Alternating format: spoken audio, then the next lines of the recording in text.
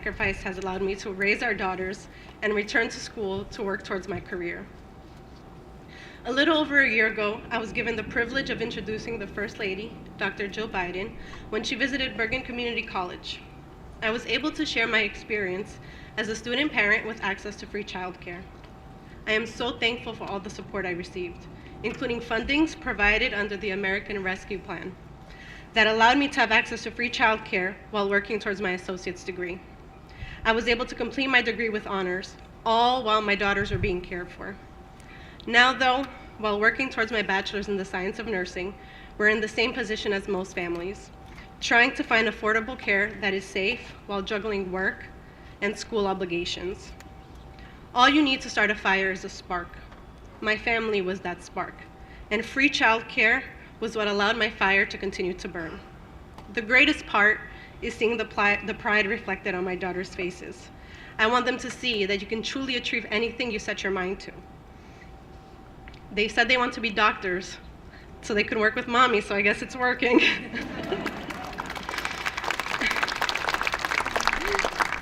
Free childcare helped propel my education. And though I'm no public speaker, it is something I truly believe in and I'm proud to speak on, which is why it is an honor to introduce someone who always fights for hardworking families like mine, President Joe Biden.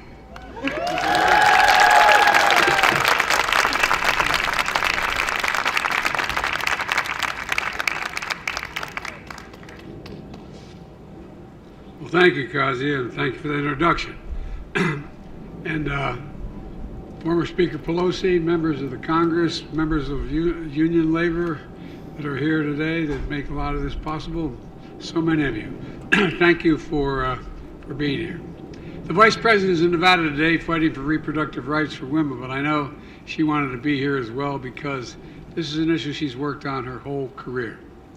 And I want to thank members of the Congress who have spent decades in the trenches fighting for this issue. I want to thank the advocates and the proud union members who are here. Without you, none of this progress, in my view, would be possible. And by the way, that's why every worker needs to be free to make the choice to join a union.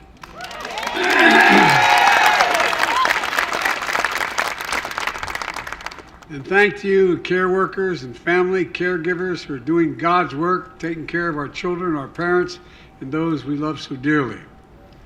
You care for the people we value the most in the whole world. And I want you to know how much we value you, and I mean that. We're here today to take action on an issue that's fundamental to who we are as a nation, who we are as a country.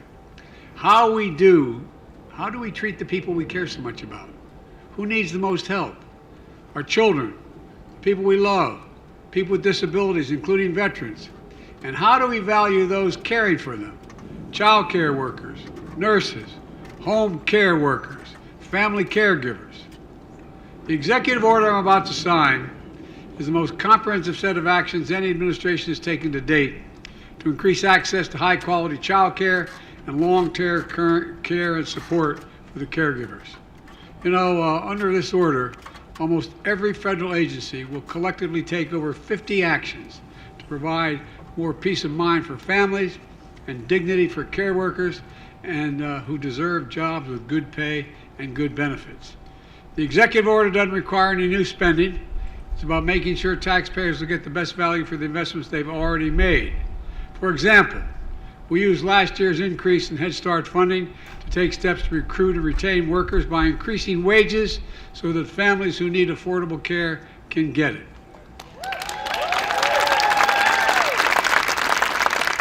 Like I called for in my State of the Union address, we're going to improve long-term care by strengthening staffing standards at nursing homes, and I also instructed the Department of Health and Human Services to figure out how home care workers can get the pay they deserve with the money already allocated. I'm directing the VA, the Veterans Administration, to cut red tape and give veterans who need assistance at home more flexibility to pick their own caregivers. We've heard directly from the veterans that this is one of the top priorities for them, one of their top priorities.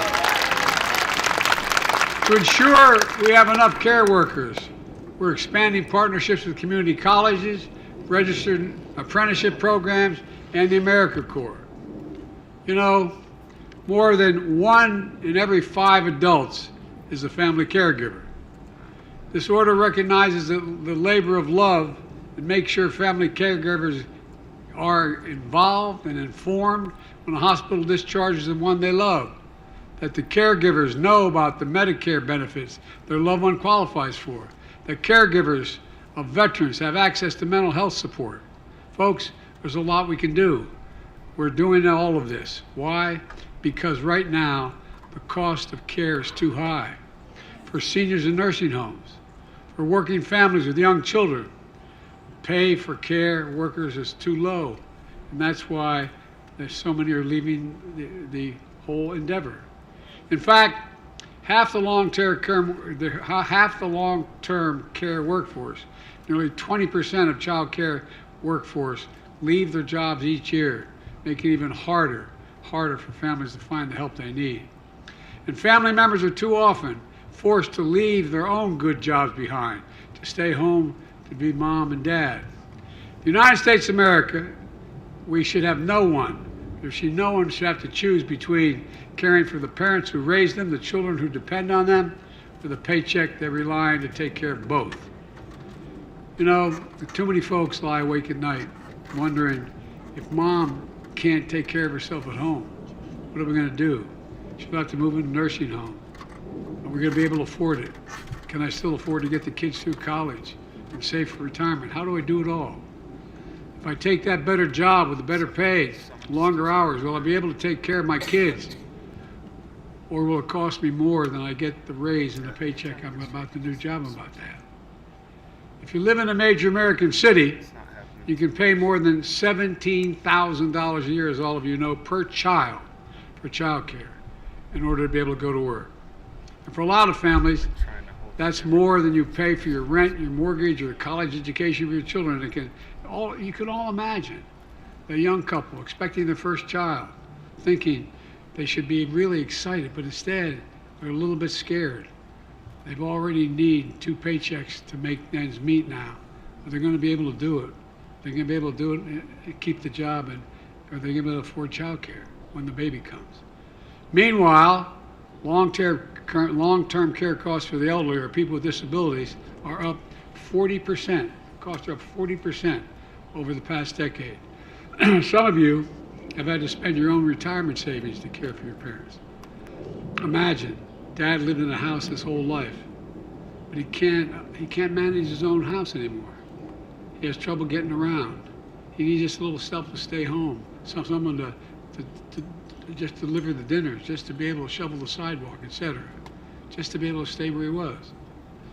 Who's going to go tell Dad? You probably had that conversation, some of you.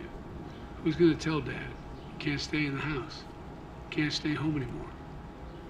You got to go to a nursing home. Millions of Americans are stuck in the middle, in part of so-called sandwich generation, caring for young children and elderly parents at the same time. It's overwhelming. I get it. I was a single parent for 5 years with 2 young children after my wife and daughter were killed in an accident. Thank God I had family to rely on. There's a reason why, by the way, a lot of people don't move beyond where their families are, even though they have other opportunities. They can't afford to. My sister, my brother, my brother-in-law, my mother, they all chipped in. My sister and her husband gave up their home and moved into where I lived, just to be there, to help me with my kids. Folks, you know, I couldn't have done it without their help. I couldn't have made it. And I was making a good salary. I think we got paid $45,000 a year then. And that was more money than I ever made in my life. But I couldn't possibly. That's why I commuted every single day for 36 years, so I could be home, because I couldn't sell my home and get reelected without having a home in Delaware. Couldn't move down here and afford it. But I had a big family. I had help. I often ask myself, what in God's name would I have done? Not a joke, that I did not have the family I had. Over the years, Jill and I took care of both all 4 of our parents. Well, they didn't have to take all 4. One died suddenly. But my point is, we were with our parents to the very end. We could do it. We could afford to do it because where we were, and we had the housing to be able to bring them in. We understand. In the pandemic, we made it even clear just how hard it is for millions of working and middle-class families to provide care for their families. It's not just how important the care economy is to the entire economy. It's when people have to leave the labor force and can't enter in the first place because caregiving responsibility. They can't fully participate in the economy. And that drags down the whole nation's productivity and growth overall. Care work is demanding, as many of you in this audience know. It requires serious skill, but these workers are among the lowest paid workers in the country. As soon as I got in office, I signed the American Rescue Plan to help millions of families afford child care.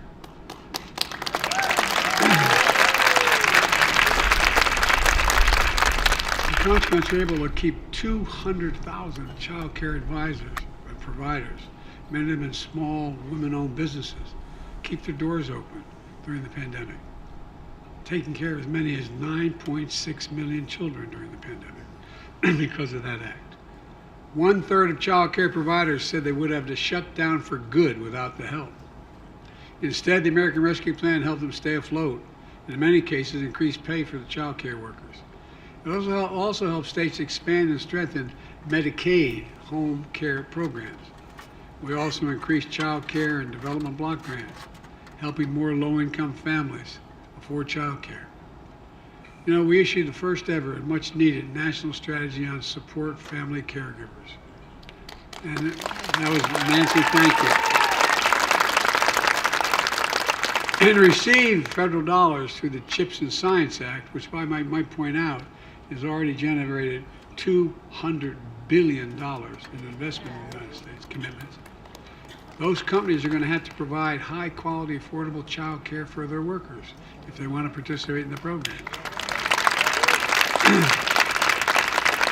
You're using the power of the federal government to get companies to do what's good for their workers, and I might add, good for business as well. Good for business as well.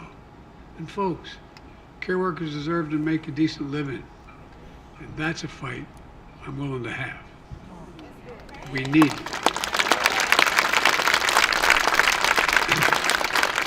Folks, we know there's more to do. And yet yesterday, the Speaker of the House of Representatives, Kevin McCarthy, went to Wall Street. He did not tell the wealthy or the powerful on Wall Street that it was finally time for them to start paying their fair share of taxes. That didn't come up. Other than say they're going to renew the $2 trillion tax cut. Anyway, I won't. Instead, he proposed huge cuts to important programs that millions of Americans count on, million middle-class, suburban, as well as inner-city folks. He threatened to become the first speaker to default on our national debt, which took over 230 years to accumulate. He threatened to be the first one to default on the debt, which would throw us in a gigantic recession and beyond, unless he gets what he wants in the budget. Folks, you've got to ask yourself, what are MAGA Republicans in Congress doing? Because this is not your father's Republican Party. This is a different deal. You know, the two presidents that warned most directly against playing with the national debt were Ronald Reagan. He spoke very, very passionately about that. And he came forward. And anyway, I won't. But, you know, why are they doing this? What's the purpose? The Speaker talked about limited spending, which sounds good. And by the way, I was able to cut the deficit by $1.7 billion in 2 years. And if we pass the budget I'm proposing, we'll lower the spending way beyond that just in the first year. We're gonna lower the spending by $168 billion just because of the way we've changed Medicare. Prescription drug costs. But let's take a closer look at what he didn't say. Critical programs for hardworking Americans, the ones they count on, will be slashed starting next year if he has his way.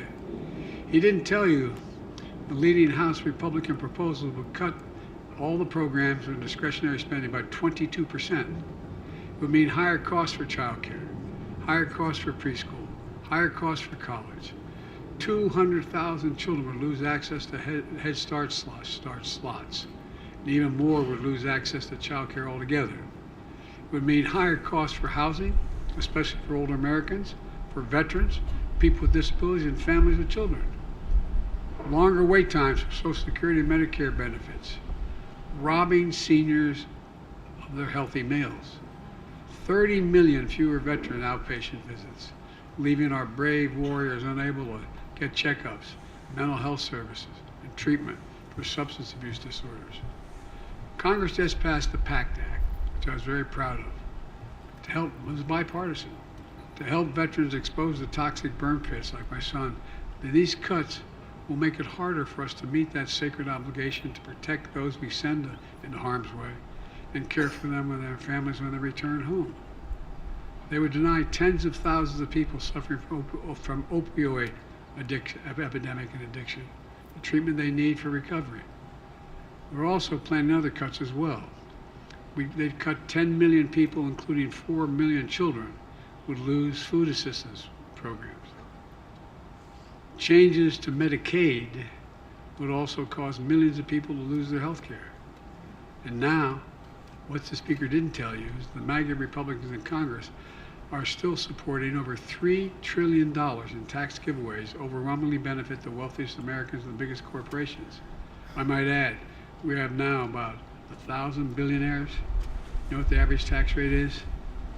3, T-H-R-E-E, percent. 3%. And their cuts to those critical programs I talked about won't go to reduce the deficit after all. They just pay for the rest of the MAGA Republican agenda, massive tax cuts, giveaways to gear up for the rich and large corporations who acknowledge they don't need them. Folks, if MAGA Republicans in Congress won't ask the wealthy or big corporations to pay $1 more in taxes, but they'll make a 22% cut to programs across the board like education, scientific research, basic services people rely on, then they should tell the American people what that means and why they're doing it. It means they want to go back to the same old trickle-down economic theories of the past, while we, the economy, have been growing from the middle out and the bottom up, is sidelined.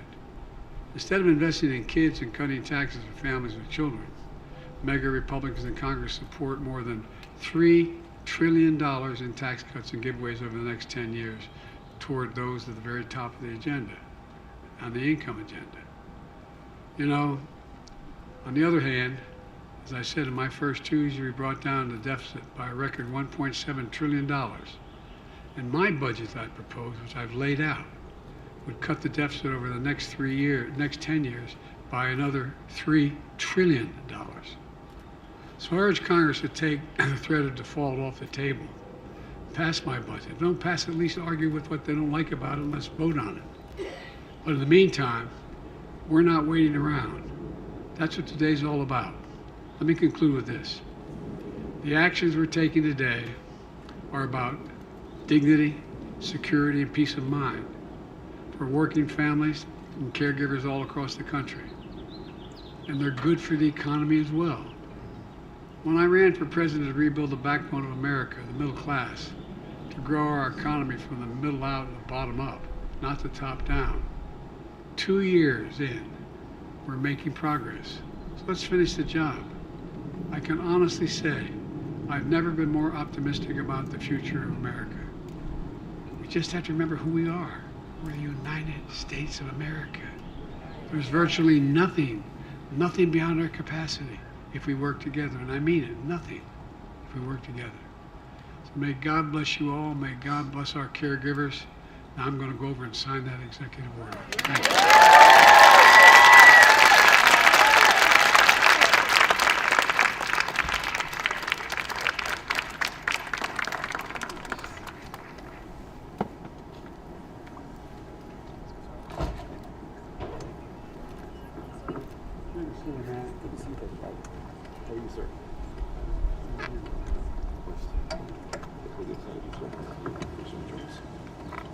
Thank you for getting it, sir. Appreciate it. Thank you for getting it. Hey, everybody. Hey. Come on.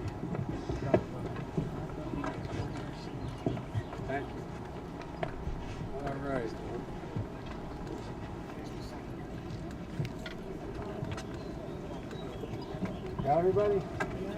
All right.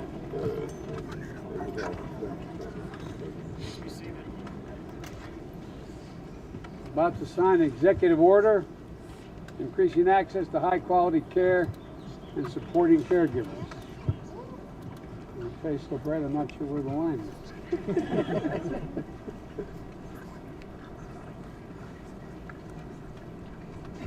There you go.